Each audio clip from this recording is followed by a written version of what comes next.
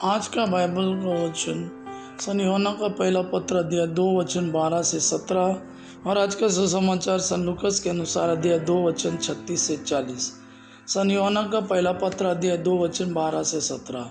बच्चों, मैं तुम्हें इसलिए लिख रहा हूँ कि उनके नाम के कारण तुम्हारे पाप क्षमा किए गए हैं। पिताओं, मैं तुम्हें इसलिए लिख रहा हूँ कि तुम उसे जानते हो जो आदिकाल से विद्यमान है। युवकों, मैं तुम्हें इसलिए लिख रहा हूँ कि तुमने दुष्ट पर विजय पाई है।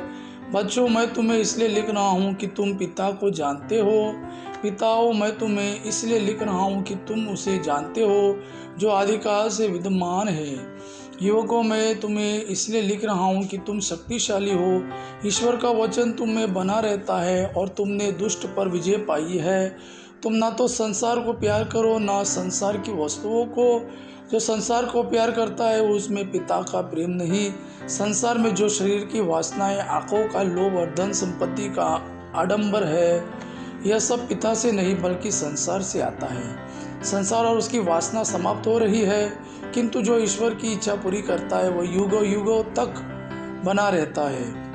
आज का सुसमाचार सन लूकस के अनुसार अध्याय 2 वचन 36 से 40।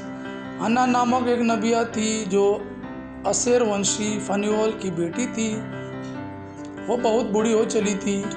वह विवाह के बाद केवल 7 बरस अपने पति के साथ रहकर विधवा हो गई थी और अब 84 बरस की थी। वो मंदिर से बाहर नहीं जाती थी और उपवास तथा प्रार्थना करते हुए रात दिन ईश्वर की उपासना में लगी रहती थी। वह उसी घड़ी आकर प्रभु की स्तुति करने लगी और जो लोग यरूशलेम की मुक्ति की प्रतीक्षा में थे वह उन सबों को उस बालक के विषय में बताया करती थी। प्रभु की संहिता के अनुसार सब कुछ पूरा कर लेने के बाद वे गलीलिया अपनी नगरी नाजरेत लौट गए। वह बालक बढ़ता गया और उसमें बल तथा बुद्धि का विकास होता गया और उस पर ईश्वर का अनुग्रह बना रहा।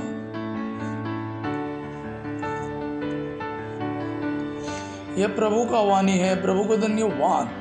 अब पिता की महिमा और पुत्र यीशु का प्रेम आप पर सदा सर्वदा बना रहे। आमीन।